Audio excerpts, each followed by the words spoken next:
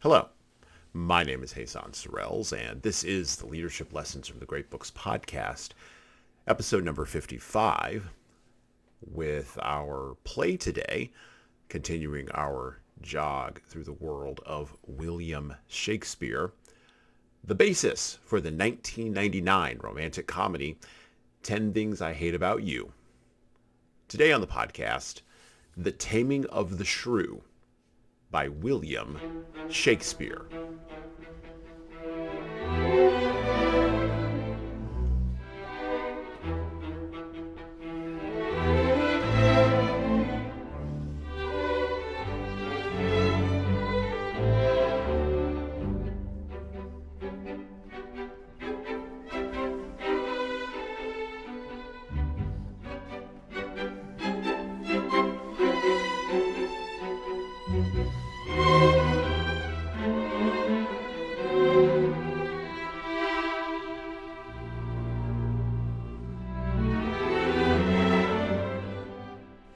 From The Taming of the Shrew, Act 1, Scene 1. Flourish. Enter Lucentio and his man, Tranio. Lucentio. Tranio, since for the great desire I had to see fair Padua, nursery of arts, I am arrived for fruitful Lombardy, the pleasant garden of great Italy, and by my father's love and leave am armed with his good will and thy good company. My trusty servant, well approved in all, here let us breathe and happily institute a course of learning and ingenious studies. Pisa, renowned for grave citizens, gave me my being and my father first. A merchant of great traffic through the world, Vincentio, come of the Bentivogli, Vincentio's son, brought up in Florence, it shall become to serve all hopes conceived to deck his fortune with his virtuous deeds. And therefore, Tranio, for the time I study virtue, and that part of philosophy will I apply that treats of happiness by virtue especially to be achieved. Tell me thy mind, for I have Pisa left, and am to Padua come, as he that leaves a shallow plash to plunge him in the deep, and with his satiety seeks to quench his thirst. Tranio.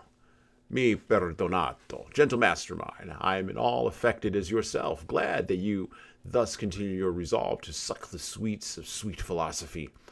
Only, good master, while we do admire this virtue and this moral discipline, let's be no Stoics nor stocks, I pray, or so devote to Aristotle's checks, as Ovid be an outcast quite abjured. Balk logic with acquaintance that you have, and practice rhetoric in your common talk. Music and poesy used to quicken you, the mathematics and the metaphysics, fall to them as you find your stomach serves you. No profit grows where is no pleasure taken. In brief, sir, study what you most affect.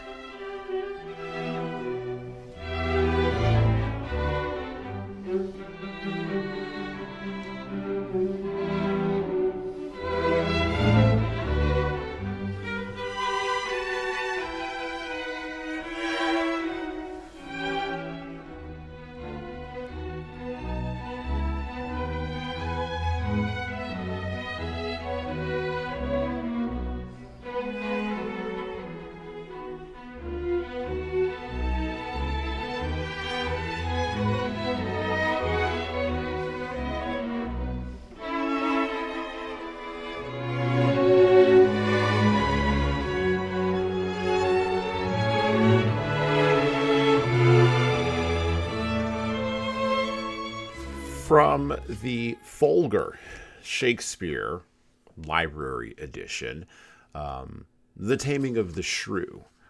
I'd like to talk a little bit today. I'd like to introduce this text a little bit before we fully plunge in, because The Taming of the Shrew is not exactly an easy text to comprehend, and the Folger Shakespeare Library does an excellent job for leaders and for others of defining the main themes of The Taming of the Shrew. And so, reading directly from the New Folger Library Shakespeare, from the introduction, written by Barbara A. Mowat and Paul Werstein. Love and marriage are the concerns of Shakespeare's The Taming of the Shrew.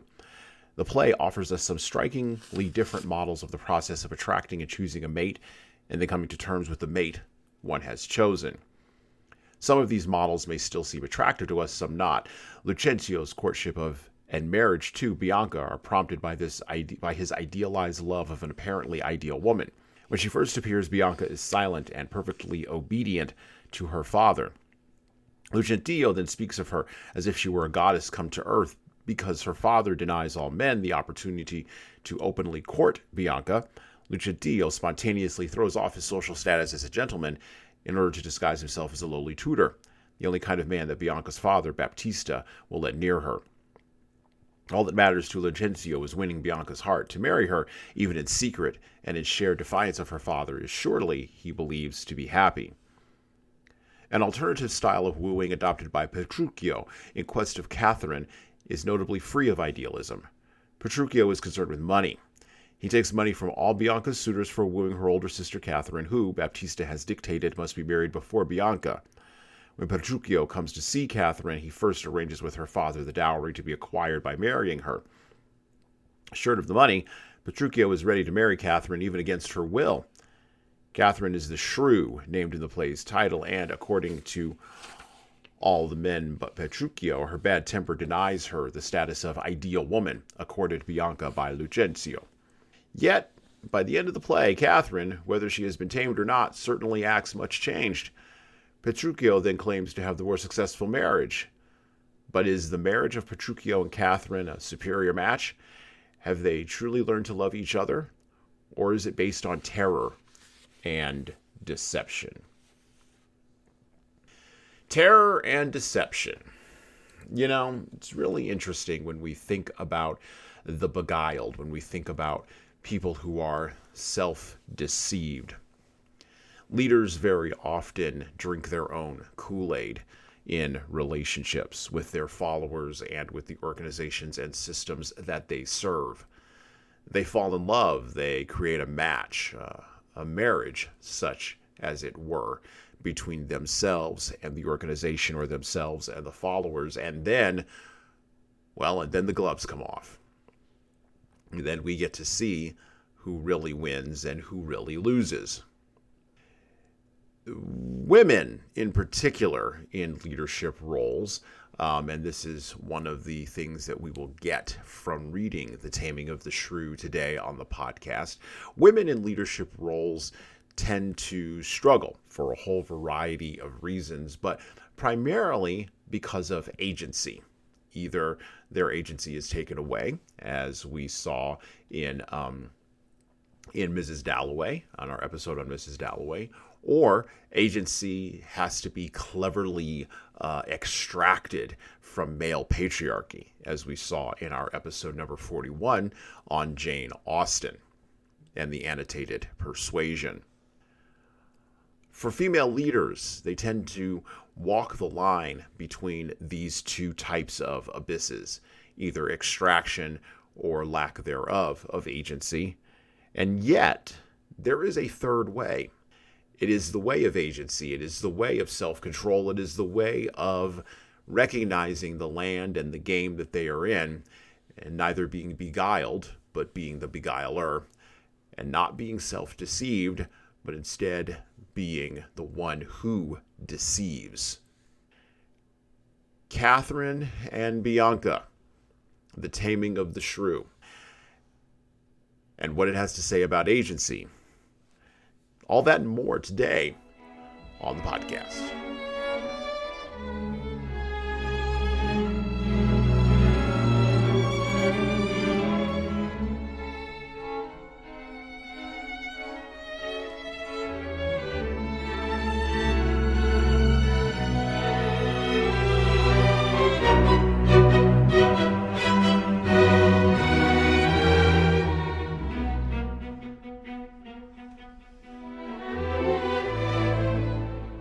Back to the book, back to The Taming of the Shrew. Actually, not really back to the book, back to the play, The Taming of the Shrew by William Shakespeare. So, as usual, we're going to jump around in The Taming of the Shrew today. I would encourage you to go and check it out. I've already spoken quite highly of the Folger Shakespeare Library edition of Taming of the Shrew, but also the Folger Shakespeare Library edition of Hamlet and King Lear, Othello, and Julius Caesar, which we covered last year. So like I said, we're going to kind of jump around a little bit in this play. We're going to pull some pieces from this to really talk about our topics today. Back to the Taming of the Shrew. We are in Act 1, Scene 2. Enter Tranio, disguised as Lucentio, and Biondello. So Tranio as Lucentio. Gentlemen, God save you. If I may be bold, tell me, I beseech you, which is the readiest way to the house of Signor Baptista Mignola?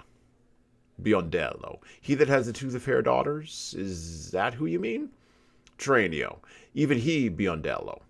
Gremio. Hark you, sir, you mean not her to... Tranio. Perhaps him and her, sir. What have you to do? Petruchio. Not her that chides, sir, at any hand, I pray. Tranio.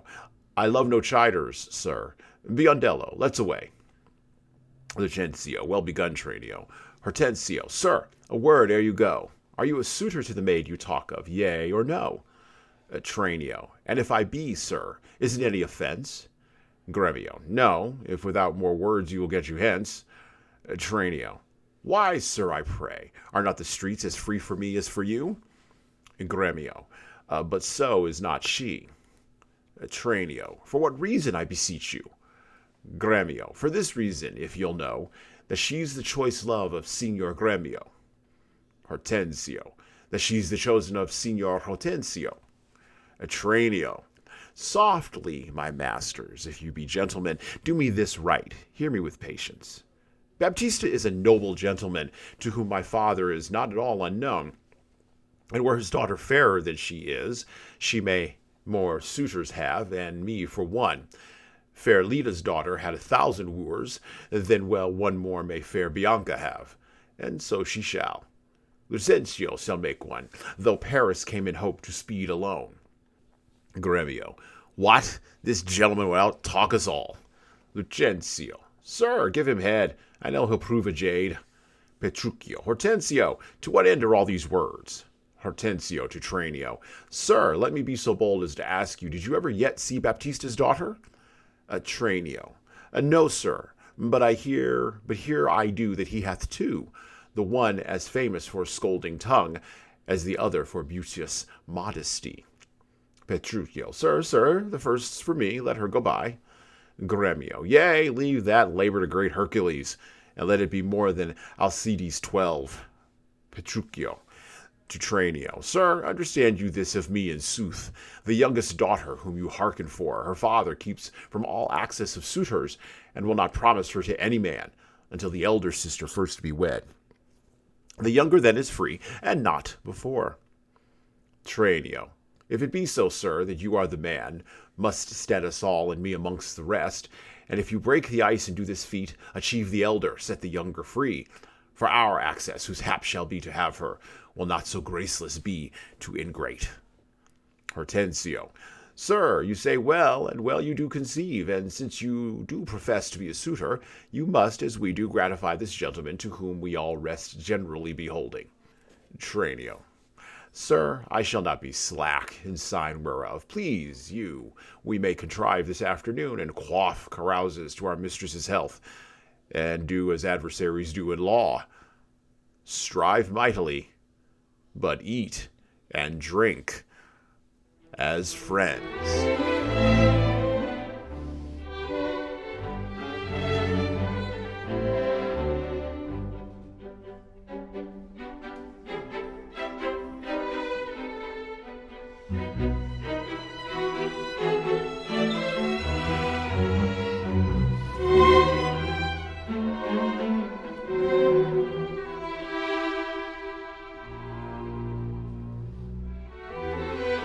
One of the interesting things about reading The Taming of the Shrew, and you're probably not going to get it, you're probably not going to pick it up from the clips that I'm reading today.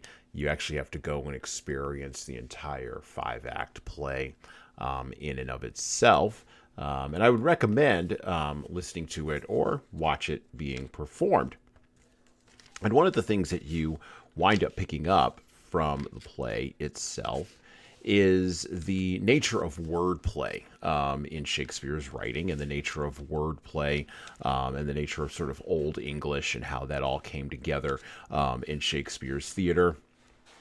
And it does make for a difficult play to read verbally, right? And to sort of give context to in a modern era. Now, there is another way to sort of absorb the Taming of the Shrew, and you could do it this way, and this is something that I would recommend. You could watch the movie from 1999, 10 Things I Hate About You, an American teen romantic comedy directed by Gil Younger. And this is directly, by the way, from the Wikipedia page about 10 Things I Hate About You, and starring Julia Stiles, Heath Ledger, Joseph Gordon-Levitt, and Larissa Oleynik. I'm probably not pronouncing that correctly, but that's okay. The screenplay by Karen McCullough Lutz and Kirsten Smith is a modernization of William Shakespeare's The Taming of the Shrew, retold in a late 1990s American high school setting. In the story, new student Cameron, Joseph Gordon-Levitt, is smitten with Bianca Oleynik, and in order to get around her father's strict rules on dating, attempts to get bad boy Patrick, Heath Ledger, a pre-Joker Heath Ledger, to date Bianca's ill-tempered sister, Kate. That would be Julia Stiles. The film is named after a poem Cat writes about her romance with Patrick. Much of the filming, of course, of 10 Things I Hate About You took place in the Seattle metropolitan area, with many scenes shot at Stadium High School in Tacoma, Washington. Released on March 31st, 1999, 10 Things I Hate About You grossed over $60 million and received generally positive reviews from critics. It had breakout and breakthrough roles for Stiles, Ledger, and Gordon-Levitt, all of whom were nominated for various teen-oriented awards back when they gave away teen-oriented awards. The film has since developed a cult following and is considered a classic of the teen film genre, and probably a little bit easier for you to get around than the version of Taming of the Shrew we are reading today. Now, one of the challenges that this play presents is it opens up a door, because when you talk about deception in the pursuit of love or lust, you have to realize who you're deceiving. Are you deceiving yourself, or are you deceiving the other party? And how much of love in general runs on deception. The other dynamics that are in Taming of the Shrew that make it a challenge sometimes for modern readers is the dynamic of the father and the daughter. In the world that we live in, the post-feminist, post-1960s world, daughters, quite frankly, have their own agency and quite frankly have a lot of power, right? And fathers are absent in many homes, let's be real. And so when we read something like Taming of the Shrew, it strikes our modern ears as being an anachronism, as being something that is unrelatable. We can't get our arms around it. We don't know why Baptista is so desiring to get the women out of his house that he's willing to be deceived in order to accomplish what is a nominal social goal. We don't understand why Catherine is framed as a shrew when in modern contemporary feminism, she would just be an authority. She would be an equal. And Bianca, while framed as being the catch and framed as being the heroine, in a modern contemporary feminist conception of Bianca, she would just be a poor, stupid victim. But what does this have to do with leadership? Well, quite frankly, leadership moves in the way that culture does, right? Culture drives leadership. Think about the culture that we have now in the West, right? We have cults of personality brought on to us by Steve Jobs. We have the democratization of leadership brought to us, well, by feminism and minority representation in organizations and structures. We have the breakdown of leadership in families and communities because of the decline of the nuclear family. And of course, we have the franchise of leadership being expanded while at the same time fracturing towards the edges. And we see this with various ideological movements that we've talked about here on the podcast. And yet, biology remains very powerful. Nature will have its way, and people will follow the Dionysian rather than the Apollonian.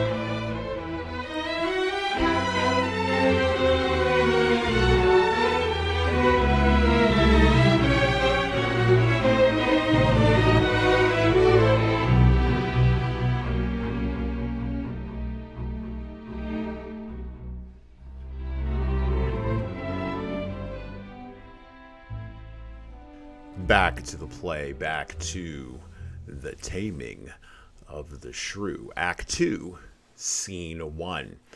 Enter Hortensio as Letillo with his head broke. Baptista, how now, my friend? Why dost thou look so pale? Hortensio, for fear, I promise you, if I look pale.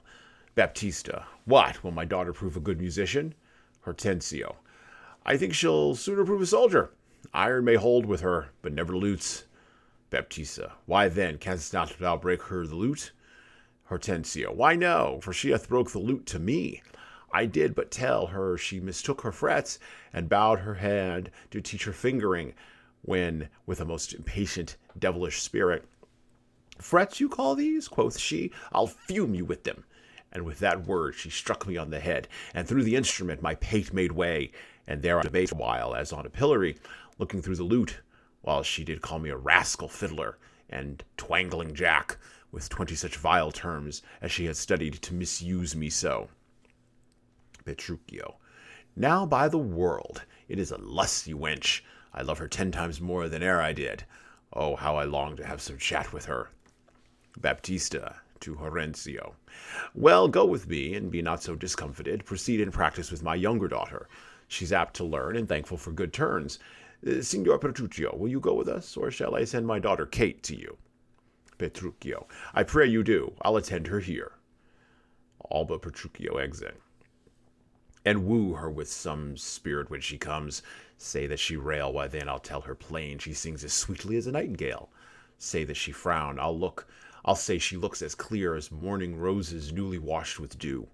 Say she be mute, and will not speak a word, then I'll commend her volubility, and say she uttereth piercing eloquence. If she do bid me pack, I'll give her thanks, as though she bid me to stay by her a week. If she deny to wed, I'll crave the day when I shall ask the banns, and when be married. But here she comes, and now, Petruchio, speak. Enter Catherine. Good morning, Kate, for that's your name, I hear. Catherine. Well, have you heard, but something hard of hearing? They call me Catherine, that do talk of me. Petruchio, you lie in faith, for you are just called plain Kate, and bonny Kate, and sometimes Kate the Cursed. But Kate, the prettiest Kate in Christendom, Kate of Kate Hall, my super dainty Kate, for dainties are all Kates, and therefore, Kate, take this of me, Kate, of my consolation. Hearing thy mildness praised in every town, thy virtue spoken of, and thy beauty sounded, yet not so deeply as to thee belongs, myself am moved to woo thee for my wife. Catherine, moved? In good time. Let him that moved you hither remove you hence. I knew you at first. You were immovable. Petruchio. Why? What's immovable? Catherine. A joint stool. Petruchio. Thou hast hit it. Come, sit on me. Catherine. Asses are made to bear, and so are you. Petruchio. Women are made to bear, and so are you. Catherine. No such jade as you, if mean you mean.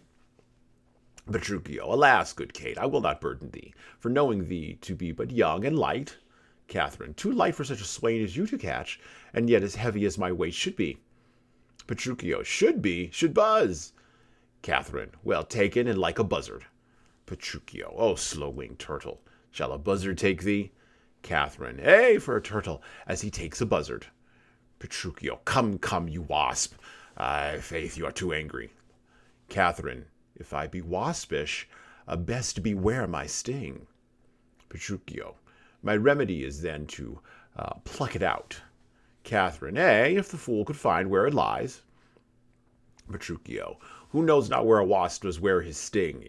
In his tail. Catherine, in his tongue. Petruchio, whose tongue? Catherine, yours, if you talk of tails, and so farewell. Petruchio, what? With my tongue in your tail? Nay, come again, good Kate, I am a gentleman. Catherine, that I'll try. She smacks him. Petruchio, I swear I'll cuff you if you strike me again. Catherine, so you may lose your arms. If you strike me, you are no gentleman. And if no gentleman, why then no arms. Petruchio, a herald, Kate? Oh, put me in thy books. Catherine, what is your crest, a coxcomb?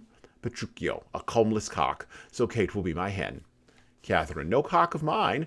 You crow too like a craven. Petruchio, nay, come, Kate, come. You must not look so sour. Catherine, it is my fashion when I see a crab. Petruchio, why here's no crab, and therefore look not sour. Catherine, there is. Petruchio, then show it to me. Catherine, had I a glass, I would. Petruchio, what? You mean my face? Catherine, well aimed with such a young one. Petruchio, now, by St. George, I am too young for you. Catherine, yet you are withered. Petruchio, 'tis with cares. Catherine, I care not. Petruchio, nay, hear you, Kate, in sooth you scape not so. Catherine, I chafe you if I tarry. Let me go.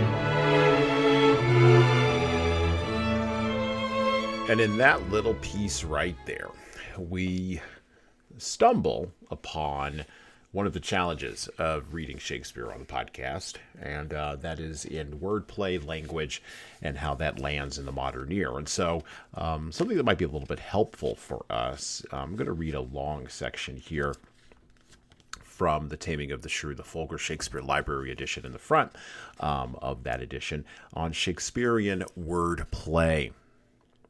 Shakespeare plays with language so often and so variously that entire books are written on the topic. Here we will mention only two kinds of wordplay, puns and metaphors. A pun is a play on words that sound the same but have different meanings.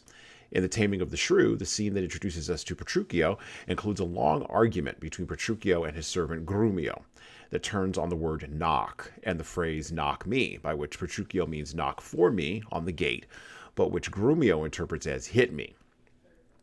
In Act 1, Scene 1, when Kate enters, she says to Baptista, I pray you, sir, it is your will to make a stale, i.e. laughingstock of me amongst these mates. Mates here means fellows. Hortensio replies with mates, maid?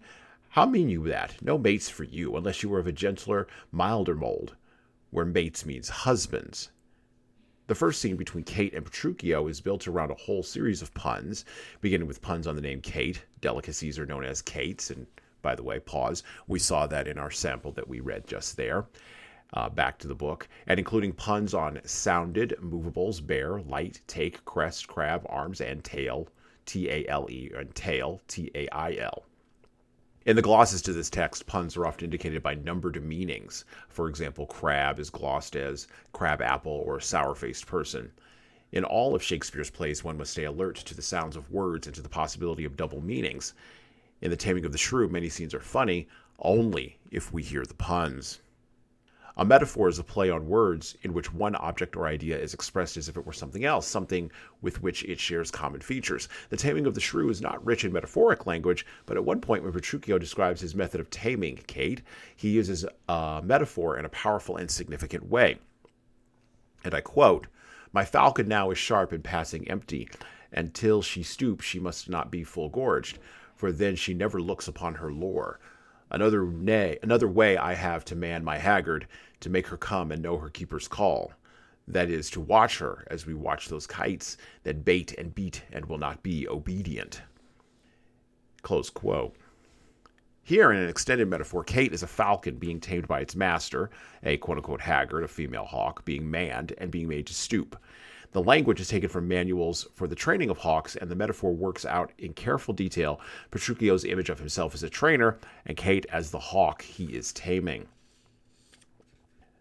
Finally, in reading Shakespeare's plays, you should always remember that what you are reading is a performance script.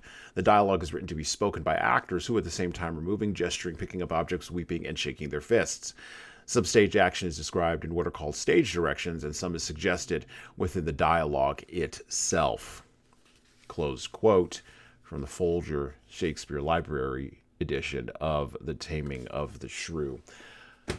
When we think about this play, when we think about leadership, we think about wordplay and irony. Words and their subtext have meaning. And there's a lesson for leaders here. I'm not just reading this just to be reading it. The lesson here, and we do see it in The Taming of the Shrew, and we do see it in the words and the metaphors and the puns that are used. And you really pick up on it when you hear this play being performed or when you watch the film like 10 Things I Hate About You, where the script really works through the punnery and works through the metaphor and sort of updates it for a more egalitarian era. You see things like, or you see phrases in Taming of the Shrew such as lusty wench and iron may hold her but never lutes, which we referenced earlier, or moved in good time, let him that moved you hither remove you hence. I knew you at the first, you were immovable, right? Words and their subtext have meaning, and they sit in as avatars for other cultural knowledge that Shakespeare's audience would have had. They also stand in for the social negotiation between not only men and women, but also, in the case of leadership, between leaders and followers. And this is something that we've talked about on the podcast before, but it bears talking about in the context of this romantic comedic play. Intimate relationships or relationships of any kind involve social negotiation, where women test men and men test women, but also followers test leaders and leaders test followers. Sometimes these tests are obvious. They are tests of resolve. They are tests of commitment to a consequence. Those are obvious. Commitment to the word that you are saying or commitment to a path you have chosen. But other tests are less obvious, and they are based on the subtext of the situation. All of this, of course, is testing for hierarchy. It's testing for status in the hierarchy. Status in the hierarchy and the testing of a leader in that hierarchy and the passing of that test by the leader in the hierarchy allows the leader to continue to lead. Just as it allows Petruchio to continue to woo Kate in spite of all of her objections.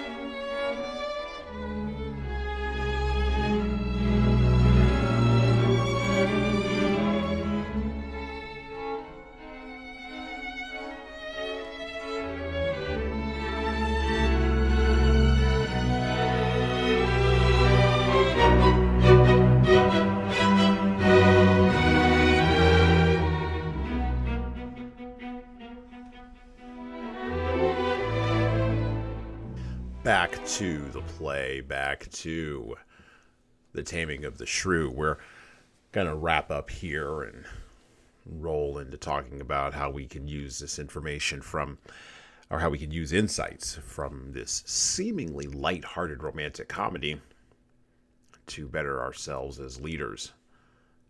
Like I said, back to the play, back to The Taming of the Shrew. We are going to move on to Act 3, Scene 2. Enter Baptista, Gremio, Tranio as Lucentio, Catherine, Bianca, Lucentio as Cambio, and others, including attendants. Baptista to Tranio. Signor Lucentio, this is the point today, that Catherine and Petruchio should be married. And yet we hear not of our son-in-law. What will be said? What mockery will it be to want the bridegroom when the priest attends to speak the ceremonial rites of marriage? What says Lucentio to this shame of ours? Catherine. No shame but mine. I must forsooth be forced to give my hand unopposed against my heart unto a mad-brained Rudsby, full of spleen, who wooed in haste and means to wed at leisure. I told you he was a frantic fool, hiding his bitter jests and blunt behavior. And to be noted for a merry man, he'll woo 1,000, point to the day of marriage, make friends, invite, and proclaim the banns, yet never means to wed where he hath wooed. Now must the world point at poor Catherine and say, Lo, there is mad Petruchio's wife. If it would please him, come and marry her. Tranio, as Lucentio. Patience, good Catherine, and Baptista too. Upon my life, Petruchio means well, whatever fortune stays him from his word. Though he be blunt, I know him passing wise. Though he be merry, yet withal he's honest. Catherine. Would Catherine had never seen him, though. She exits weeping. Baptista. Go, girl, I cannot blame thee now to weep, for such an injury would vex a very saint, much more a shrew of thy impatient humour. Enter Biondello. Biondello. Master, news, and such old news as you have never heard of. Baptista. Is it new and old too? How may that be? Biondello. Why, is it not the news to hear of Petruchio's coming? Baptista. Is he come? Biondello. Why, no, sir. Baptista. What then?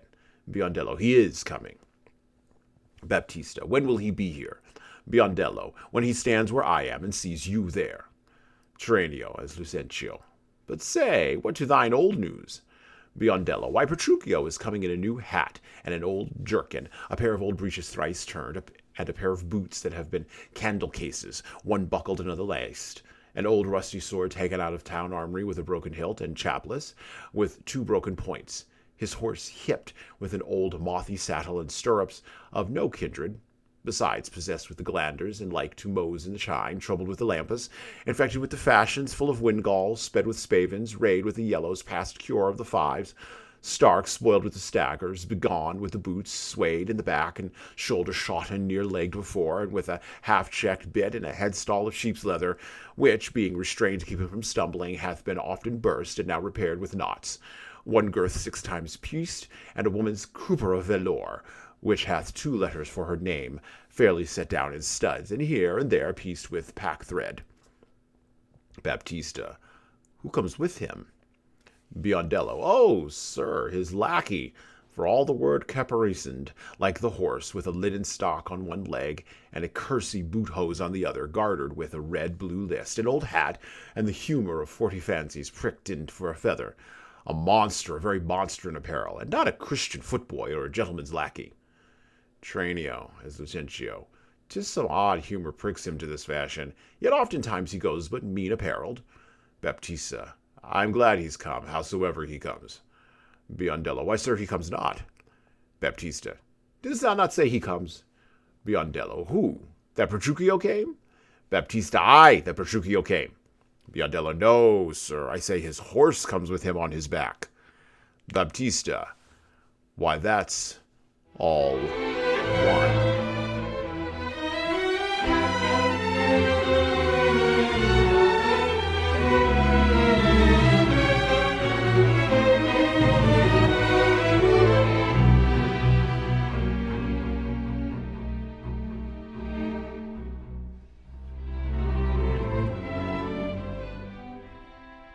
So what are we to take from the Taming of the Shrew?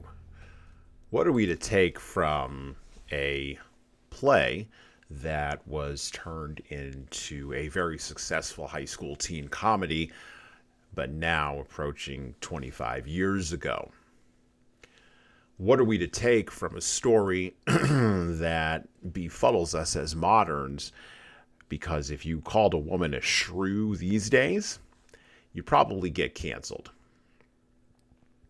What are we to take from a play written with puns and metaphors and written and designed to be spoken at and performed at speed? It's basically designed to be performed at 5x or 10x because it's designed to be funny.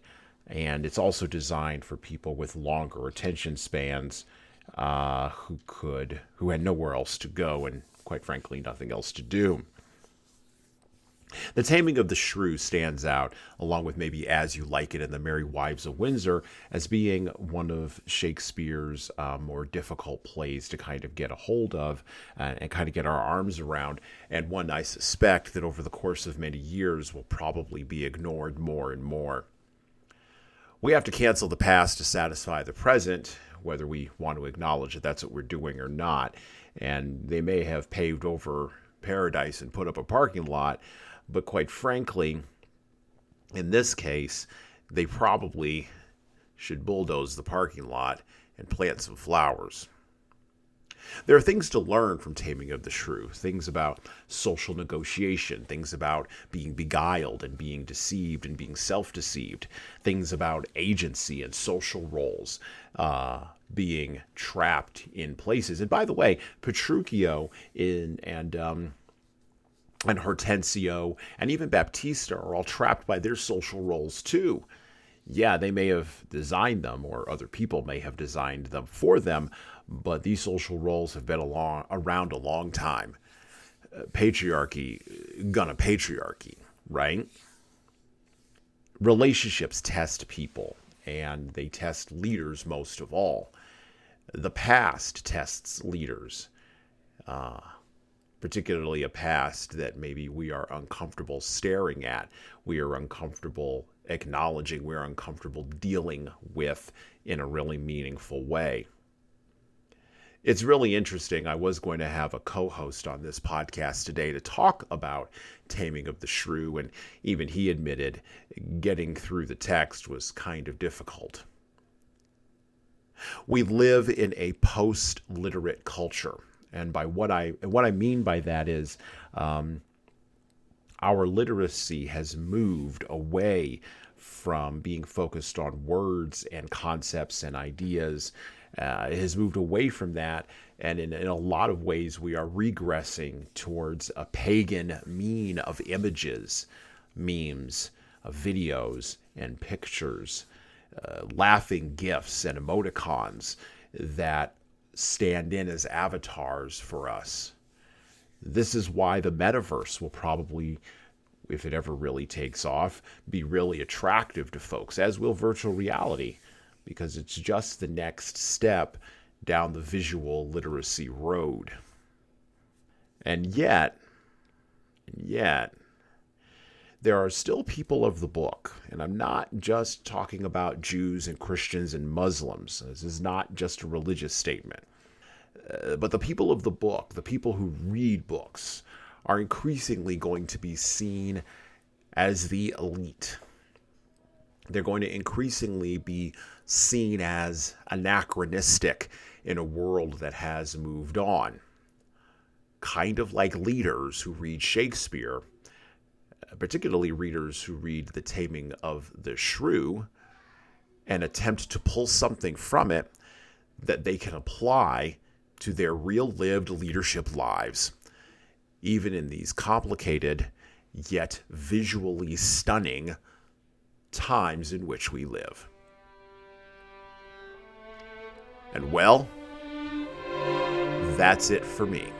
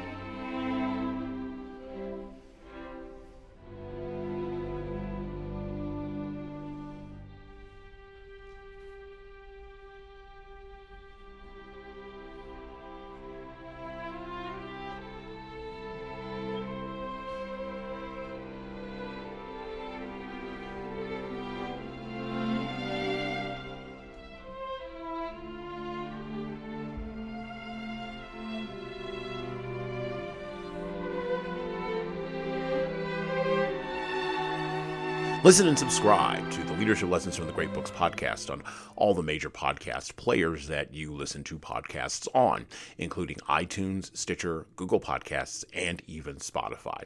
And please leave a 5-star review if you like the show. We need those reviews to grow, and it's the easiest way to make sure that this show gets into the ears of the leaders who need to hear it. And of course, tell all your friends. If you want to get started on the leadership path, HSCT Publishing's products and services can help your team do that. Check out our training webinars, coaching services, and more at leadershiptoolbox.us. We also have a video-based subscription service, that's software as a service, that can help your team become better at the individual level. 60 modules and over 100 hours of video and written content for you at LeadingKeys.com. That's LeadingKeys.com. We've also got books that will help you and your team grow. Pick up a copy today of My Boss Doesn't Care, 100 Essays on Disrupting Your Workplace by Disrupting Your Boss, and subscribe to the Little Red podcast I launched earlier this year with the same name as that Little Red book. My most recent book is 12 Rules for Leaders, the Foundation of Intentional Leadership. Co-written with contributions from Bradley Madigan, this is the book for right now that was written for leaders right now. Pick up a copy by heading over to 12rulesleadersbook.com/now. That's 12rulesleadersbook.com/now. You pay for shipping, and you'll get a copy of my second book as well. Finally, you can get all these books in paperback, hardcover, or as ebooks on Amazon, Barnes & Noble, Kobo, and any other place online you order books. Finally, HSCT Publishing is on YouTube. Like and subscribe to the video version of the Leadership Lessons for the Great Books podcast on the HSCT Publishing channel on YouTube. Just search for HSCT Publishing and hit the subscribe button. You'll get our weekly video updates, which is the video version of this podcast. And, of course, you're going to want to subscribe to my other podcast. That's right, I do more than one.